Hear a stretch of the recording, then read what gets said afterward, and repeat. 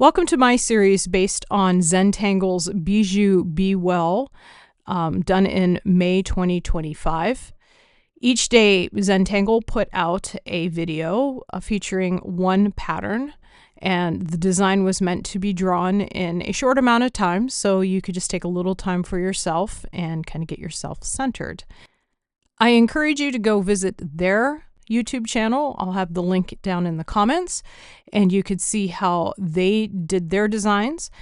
This series is meant to walk you through how to draw each design, and then also to give you some alternative ideas for embellishments and ways to kind of zhuzh up that pattern. For all cards in this series, I used the same tools, so you will see in every single video in this series a blue Micron 05 pen, a General's Indigo blue chalk pastel pencil, an 8B graphite pencil, two Tortillons, so one for blue, one for black, and white tiles. And of course, that's my trusty little pencil sharpener there as well. If you followed along with the Zentangle series, you will notice that they also include a white pencil and a Tortillon for that. I chose to not use those for my series because I'm using a white tile, and I find that the white chalk pastel pencil really doesn't add very much to the design.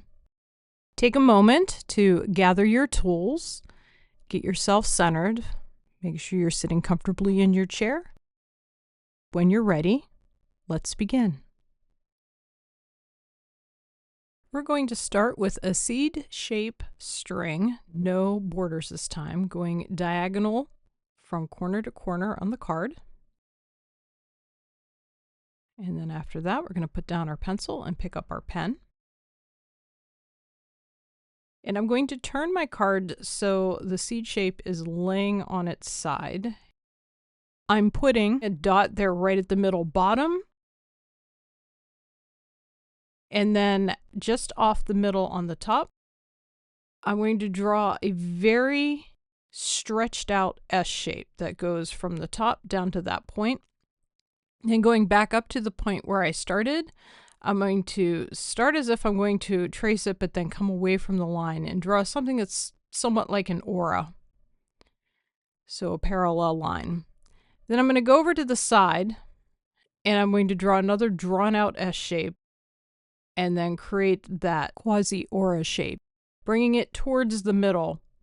And I'm going to keep moving to the edge of my seed, doing basically the same thing, and I'm going to continue to bring those towards the middle. You may find that you can't quite get it to the middle, and that is okay. We just want it in that general direction.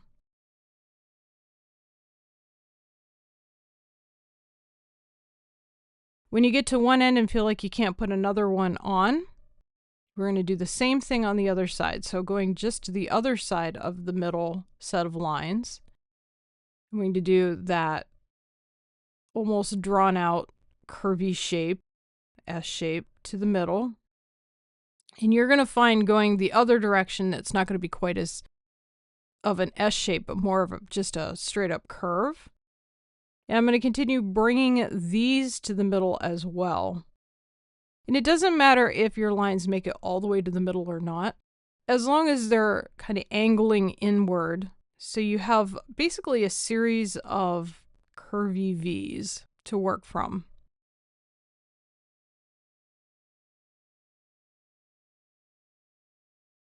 And when you're done, you do as I'm doing, kind of where everything meets. I've just cleaned up the line a little with my pen. And then I'm going to go into the middle V shape, and I'm going to create a rounded orb at the bottom, and then I'm going to work my way up, and I'm going to tuck each orb behind the one before it, working my way up the V. So I'm doing my best to hit both sides of the channel that I created with these lines. But when you get up to the top, you're going to find that depending on how wide the channels are, that you might end up with a spot, kind of like what I got going on here, where it just isn't going to work trying to draw it across. So in this case, I cheated it a little to one direction and filled the space. Now I'm going to go back And I'm using my pen to just fill in the little tiny spaces in between each of these orbs. These are called interstices. And I'm just going to fill those in. So I have one solid stripe essentially going up in that channel. And then I'm going to move to a neighboring channel and start that process again. So starting with an orb at the bottom and then tucking orbs behind it as I work my way up.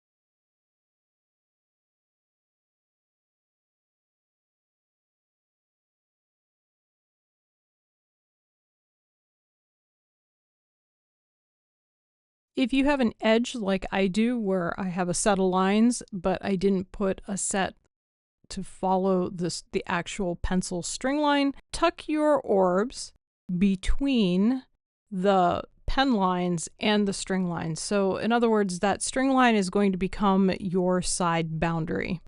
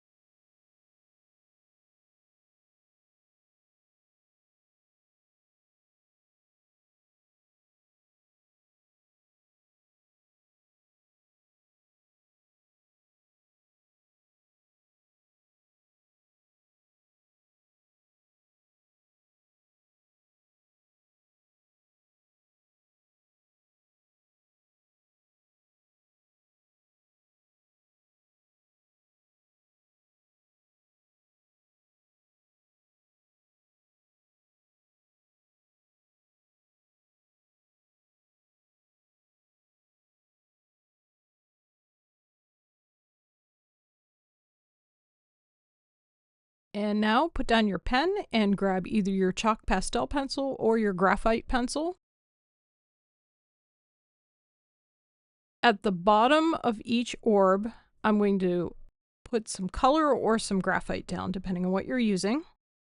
So following along the edge of the orb that the current orb is tucked under. And for the larger orbs, I'm also going to put just a very, very small amount of graphite or color right at the top of the orb, just so I have a little bit up there to work with. Grab your Tortillon and let's blend this out. As I blend out the pencil, I'm keeping it fairly close to where I put it down on the card. I'm being careful to leave a white spot in each orb so it looks like a bubble with a highlight on it. For the larger orbs, I blend out the bottom of the orb or the thicker part first, and then I just take the top and smudge that around so it meets the sides.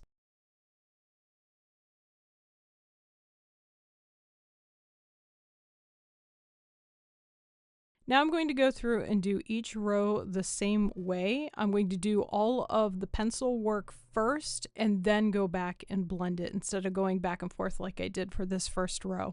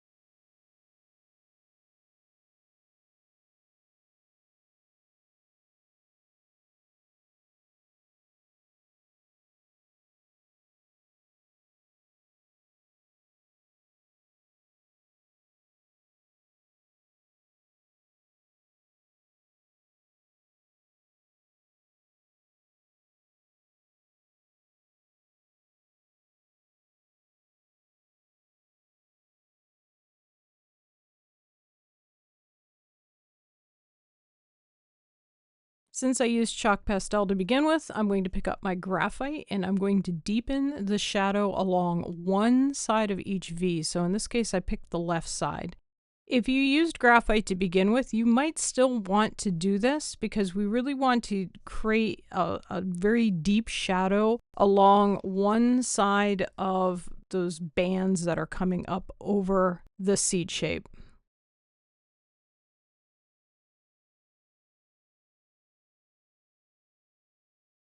When I take my Tortillon and blend out this latest round of graphite, I keep that graphite very, very close to where I drew it on the card. I do not want to pull it too far away from that line.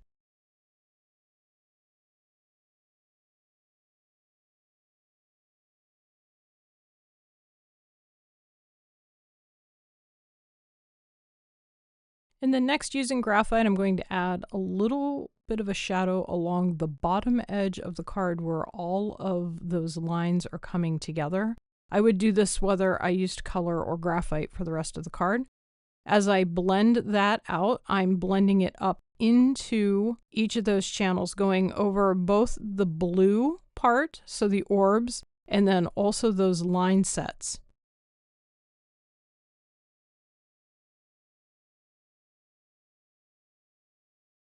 And then next I'm going to put a little graphite along the top edge of the design. I'm just doing the parts where the orbs are and kind of skipping where the lines come up. The lines are getting a tiny bit of graphite, but for the most part, I'm focused on where the orbs are coming up.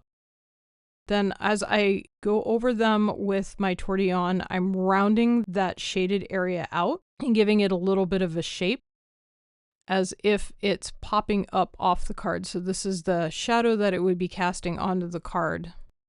And you could decide how deep you want the shadow to be. I decided to go back and add a little graphite. I wasn't as happy with how the shadow was looking, so I wanted it a little bit darker. That is up to you though. Take a moment and admire your design. And when you're ready, pick up your pen and add your chop.